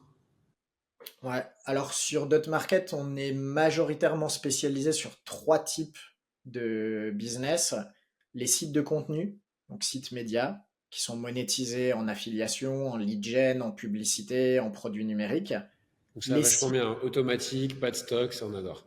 voilà, exactement, mais très volatiles par Voilà, rapport à c'est Google. vrai. Ensuite, on a tout ce qui est vente de produits physiques, donc avec deux modes de logistique, voire trois, Amazon FBA, dropshipping, e-commerce. Tout ça, on regroupe dans une catégorie e-commerçant, on va dire.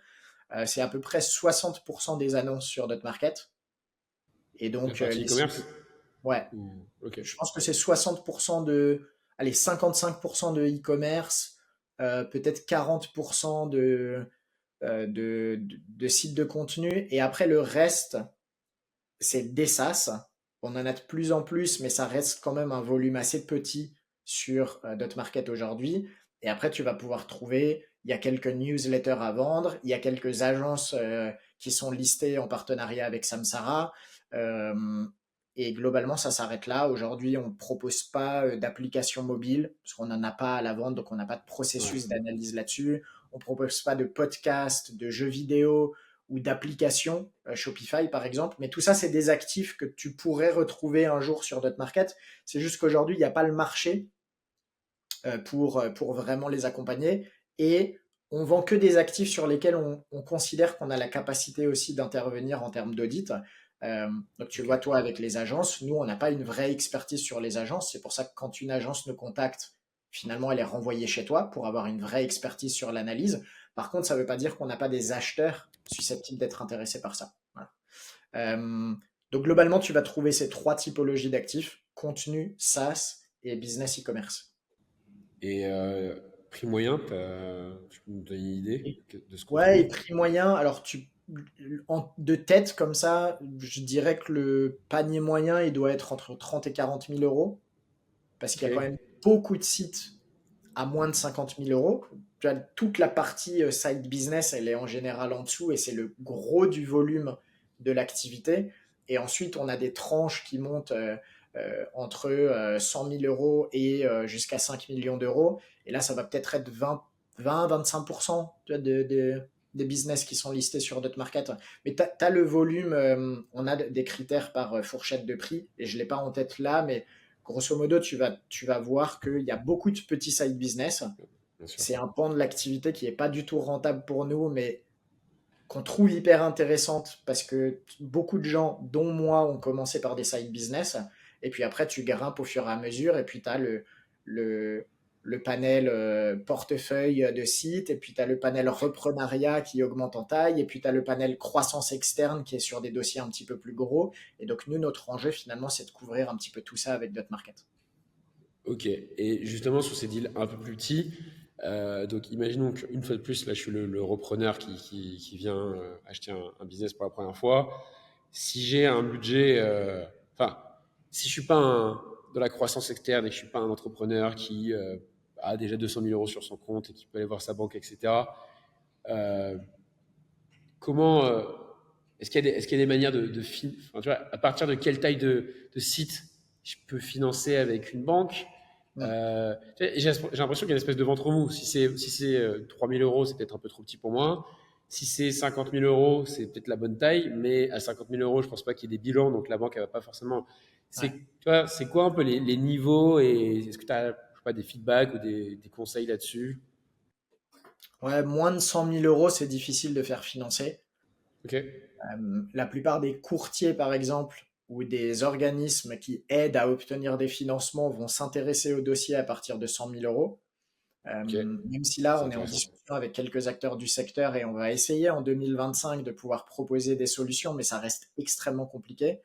Donc, en dessous de 20 000 euros, on a des gens qui font simplement appel à du crédit conso.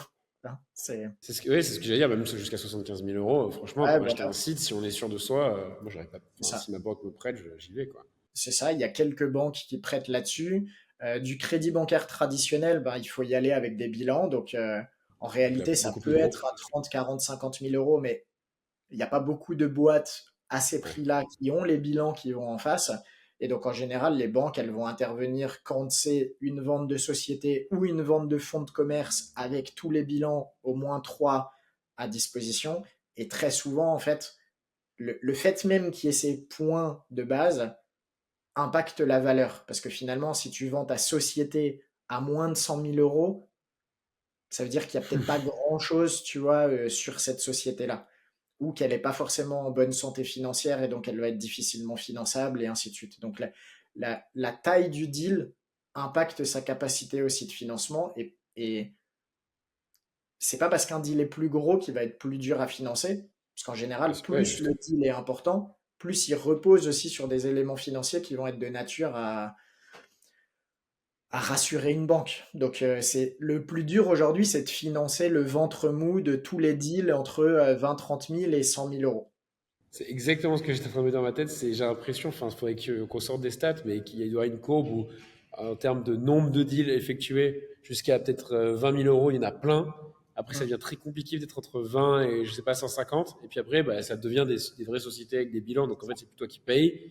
Ouais. Mais, espèce ouais, de ventre mou. J'ai la même expression en tête. Enfin, il faudrait qu'on Mm. sorte des stats, mais ça a l'air d'être cohérent. Mm. Ouais, totalement. Ok, et tu disais en plus un plus gros deal et pas forcément plus compliqué à financer. Je dirais qu'il n'est pas non plus compliqué à gérer.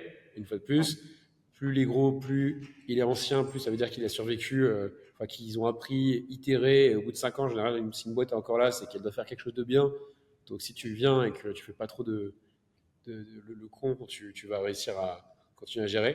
Donc après, voilà, c'est chacun ses critères. Mais personnellement, nous aussi, avec les agences, on voit que c'est très compliqué à vendre une boîte qui a moins de 3 ans, moins de 4 ans. Et on en parlait, si on veut donner un tout petit dernier temps de discussion autour de conseils pour du coup, des vendeurs, je voudrais te poser la question, qu'est-ce qui donne de la valeur à un site et qu'est-ce qui le rend vendable? Parce qu'il y a le côté multiple, mais il y a aussi le côté est-ce qu'il est vendable, la vendabilité, mais c'est pas vraiment un mot qui se Mm. dit. Plus il y a de la stabilité avec la récurrence, plus il y a de la stabilité avec l'ancienneté, plus c'est vendable. Donc, Ouais, euh, ouais, totalement. Dans beaucoup de cas, un site internet par rapport à une agence, tu vas éliminer la contrainte des équipes en place. Mais par contre, plus le site internet est conséquent, plus tu remets cette problématique des équipes en place et la dépendance à l'homme clé. Parce que si tu rachètes un site e-commerce qui fait 500 000 euros de CA avec le fondateur qui fait tous les emballages, tu t'achètes un job à plus que temps plein, tu vois. Mais très souvent, il y a une taille critique où justement cette logistique, elle va être sous-traitée, externalisée ou bien gérée par des équipes. Le fondateur ou la fondatrice va sortir de l'opérationnel. Et après, il faut toujours évidemment comprendre qu'est-ce qui est fait par cette personne-là. Mais c'est sûr que plus le dossier est conséquent, en général, plus il est structuré. C'est pas une vérité absolue, mais c'est quand même quelque chose qui est généralement vrai. Quand tu rachètes un site à 30, 40, 50 000 euros, ça dégage tout pile de quoi payer la personne qui reprend tout ça. Donc tu peux pas t'attendre, sauf si c'est un site qui dégage ça en profit parce que ça a déjà fait autre chose. Mais si ça fait moins de 100 000 euros de chiffre d'affaires, c'est quasiment impossible que ça soit en mesure de payer des équipes plus un fondateur ou une fondatrice. Donc là, tu te rachètes un job. Et donc, c'est important de comprendre quel est le job que tu te rachètes et est-ce que tu es prêt ou prête à faire ce job. Est-ce que tu as les compétences? Est-ce que tu as le temps? Est-ce que tu as l'énergie? Est-ce que tu as l'envie? Et ainsi de suite. ouais, c'est un très bon rappel et c'est bien que tu le présentes en disant tu te rachètes un job et tu te poses la question de si tu veux. parce que c'est pas non plus éliminatoire tant que c'est clair et cohérent et Exactement. que tu as un e-commerce qui fait 100 000 euros et tu le gères tout seul. Clairement, tu as un job, tu n'as pas un business.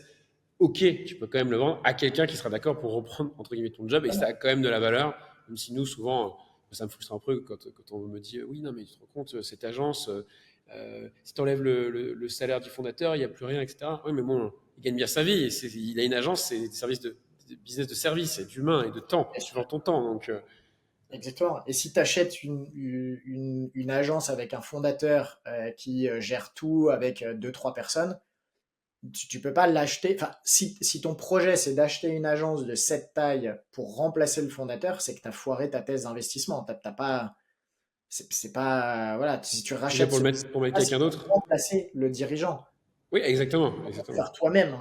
Sinon, Exactement. tu prends une taille plus grosse qui te permet financièrement de remplacer le dirigeant et ensuite de diminuer ton EBE et puis tu vas négocier là-dessus pour trouver un accord. Mais effectivement, une personne, un acheteur ou une acheteuse qui arrive en souhaitant retraiter le salaire dirigeant sur un business qui de base est un solo business, en Voilà. général, ça mène nulle part. Et pour conclure sur ces petits conseils à quelqu'un qui voudrait vendre son business, mettons-nous plutôt dans le cas, donc tu dis 55% de e-commerce. Parlons, prenons l'exemple de quelqu'un qui aurait un e-commerce. Tu as dit solopreneur, par exemple, voilà, un e-commerce. Quelqu'un qui est tout seul, qui fait 100 000, 200 000. Qu'est-ce que tu pourrais lui donner comme conseil pour optimiser sa valo et vendre le plus cher possible ou avoir le plus de chances de vendre déjà? Ouais, alors une excellente base SEO. En tout cas, chez nous, c'est quelque chose qui est recherché par les acquéreurs. Un business avec une bonne base SEO et du potentiel de développement ads sera mieux valorisé qu'une bonne base ads et un potentiel de développement SEO. Voilà. Et ensuite, il y a toute la partie, alors évidemment, la marge qui est dégagée par le business en e-commerce. Plus en Plus il plus y a de important de marge, nos plus jours. il y a de marge d'erreur aussi, tu vois, pour un repreneur. Moins il y a de marge et plus on est ric-rac si jamais il se passe quoi que ce soit de pas très fun dans la reprise. Et le troisième point, je dirais, c'est quel est le travail au quotidien? Comment c'est structuré, comment c'est organisé? Parce que plus ça va être euh, processisé, euh, organisé, clarifié, plus ce sera facile de se projeter dans OK, je peux faire ça ou je peux sous-traiter ça, je me sens capable ou je me sens pas capable. Donc, il y a une notion de transparence qui est hyper importante. Dans les finances, ça va sans dire, mais aussi dans le travail au quotidien, parce que si tu comprends très bien ce qui est fait, tu peux beaucoup plus facilement te projeter. Toute zone d'ombre dans la vente d'un business, elle crée de l'incertitude et en général, elle mène à soit une négociation très agressive. C'est comme une gap. En fait, vu que tu peux pas faire une gap sur un petit site, ta gap, c'est la négociation hyper agressive. Et Garantie actif-passif, du coup. voilà. Mais par contre, si tout est hyper transparent, là, tu peux entamer une relation de confiance avec l'acquéreur et obtenir en tant que vendeur le meilleur prix possible. Et on en revient à l'exemple que tu donnais tout à l'heure, entre un site euh, qui vend un seul produit, un accessoire, qui n'a pas de couleur, pas de taille différente, à une seule référence. Le truc, il est intemporel, ça fait 20 ans que ça existe, il est bien placé en SEO, il n'a pas activé le site. Imagine, dans le scénario idéal, le site il est pourri, il faut tout refaire, et pourtant il gagne de l'argent. Bon ben voilà, tu sais que c'est quelque chose qui va être valorisé, valorisable. J'ai quand même l'impression qu'aujourd'hui les pépites, c'est, j'allais dire, c'est de plus en plus dur à trouver parce qu'il y a de plus en plus de sites qui se créent et de plus en plus rapidement. Et en effet, aujourd'hui, essayer de peut-être se baser sur des sites plus anciens, en ayant la chance d'en trouver, pour se dire, comme tu dis, Google évolue de plus en plus vite. Bah, si quelqu'un est là, le fameux Lindy Effect, si un site est là depuis 5 ans, il sera normalement encore là dans 5 ans, et puis 10 ans, ça peut faire partie de ça. Donc, gardez vos sites si vous arrivez à les faire tenir 5-7 ans. A priori, ça va faire monter la valeur juste parce que ça prouvera que c'est un site qui peut durer dans le temps. Exactement. Exactement. Et plus c'est sûr que si tu as le choix entre le vendre à 2 ans et demi ou à 3 ans et demi, juste cette petite bascule va te rendre finançable potentiellement parce que tu as ton troisième bilan, plus lisible parce que tu as plus d'ancienneté, plus d'historique. Donc des fois, ça se joue à quelques mois. Évidemment, nous, souvent quand même, un vendeur, il arrive ou une vendeuse, elle arrive, elle est prête à vendre. Tu vois, c'est très rare que des gens Oui, nous bien sûr. contactent 1 an, 2 ans avant la vente. Et ça doit être pareil avec toi sur les agences. Malheureusement, très souvent, tu récupères la personne qui veut vendre au moment où Trop tard. c'est maintenant. Ouais, hein. Par contre, du Et coup, c'est maintenant. c'est une bonne remarque et ça aurait dû être notre premier conseil. Si vous avez la chance de regarder ce podcast, anticipez la vente. Attendez Exactement. pas de vouloir vendre Ouais, pour commencer à y penser. C'est un truc qui ouais, se prépare. Et si tu te mets dans les situations où en fait ton business, tu le rends, tu le délègues comme si tu allais le vendre et qui tourne sans toi, bah, ça se trouve déjà tu ouais. voudras le garder parce que tu n'auras plus besoin de bosser et ce sera un peu automatique. Mais dans tous les cas, c'est ce genre de business qui se vend parce que la personne, comme tu disais, peut se projeter. Ouais. Minimum 1 an, parce qu'au moins ça te permet d'avoir au moins un bilan avec la nouvelle donne. Voilà. Ça ne va pas Oui. rattraper le bilan un peu moins bon avant, mais en tout cas, ça te montre la base la plus récente qui est la plus saine et la meilleure. Et ça va tirer vers le haut, quoi qu'il arrive, la partie analyse, la partie valorisation et la partie optimisation de la vente. Oui, sous-entendu, si tu anticipes et que tu sais que tu voudrais peut-être vendre dans un an ou deux, tu vas plus faire les mêmes dépenses et optimisation fiscale avec ta boîte. Et donc, tu vas essayer d'avoir un très beau bilan avec un vrai Ouais. bénéfice, accepter de payer des impôts. Ce serait un investissement dans ce cas Mm. pour mieux vendre. Kevin, je voulais te laisser le mot de la fin. Du coup, il y a eu beaucoup de contenu. Je pense qu'on a des conseils pour beaucoup de monde et de types, soit pour des acheteurs, soit pour des vendeurs, soit même pour des copains et concurrents. On a parlé du M&A, on a parlé d'achat, on a parlé de vente. On a parlé du marché et du coup, je vais juste finir sur les projets. C'est quoi les projets Dot Market 2025? Les gros projets 2025, c'est refonte parcours client chez nous, aussi bien vendeur qu'acheteur, parce que tu le sais, on en a parlé en off, ça a grossi très très vite en 2023-2024 et ça a amené beaucoup beaucoup beaucoup plus d'acheteurs qui démarrent sur leur premier investissement. Et aujourd'hui, on est dans une phase où on doit du coup repenser tout ça. Et on est sorti du modèle où on travaille que avec de l'entre-nous, experts du digital. Et plus tu Ok, ouvres un marché, plus tu t'exposes à des gens qui ont besoin d'être accompagnés de manière différente. Et ça, c'est un gros enjeu pour nous en 2025. Monter en qualité encore côté vendeur et monter en capacité d'accompagnement de nos primo-accédants et accédantes qui s'inscrivent chaque jour sur Dot Market. ok, donc tu as une stat sur le nombre de personnes, c'était impressionnant, je crois ce que tu m'as dit. Ouais, on a entre 900 et un peu plus de 1000 personnes qui créent un compte chaque mois sur Dot Market. Et on a, côté vendeur, entre 300 et 350 estimations par mois qui sont soumises via notre outil. Donc ça fait un Est-ce que tu... sacré volume et maintenant il faut qu'on trouve comment mieux accompagner finalement chacune de ces audiences. Et très très intéressant ce que tu viens de me dire, j'avais pas capté ça quand tu me parlais juste du nombre de personnes. Tu dis qu'il y a vraiment une nouvelle un nouveau type de personnes qui est en train d'arriver, qui sont des... Enfin, t'as l'impression que du coup le travail que vous faites depuis 4-5 ans pour évangéliser le côté rachat de business en ligne est en train de marcher, il y a vraiment une nouvelle audience qui arrive. Si, clairement, ils payent et c'est pour ça que bon nombre de ces personnes arrivent sur Dot Market parce qu'ils ont entendu parler de les business digitaux, c'est sur Dot Market. Mais par contre, c'est pas parce qu'ils nous ont trouvé que nous, on a forcément la bonne réponse à leur proposer ou le bon parcours d'accompagnement. Donc en fait, c'est ce switch-là que nous, on doit aussi faire. C'est que cette notoriété, elle a attiré une audience qui a des besoins qui sont différents de l'audience initiale qui était très éduquée au rachat de business. Donc voilà, c'est Intéressant un ça. switch lié aussi à peut-être l'adoption. On ne peut pas parler de mass market parce que c'est clairement pas du mass market, mais en tout cas, plus l'adoption de l'idée d'investir dans le digital Ouais. grandit, plus le besoin de renforcer ce cadre, cette sécurité, cette crédibilité est important.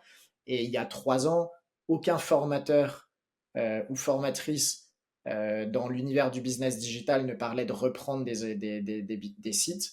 Aujourd'hui, tu as des formations dédiées à la reprise d'entreprises digitales, tu vois.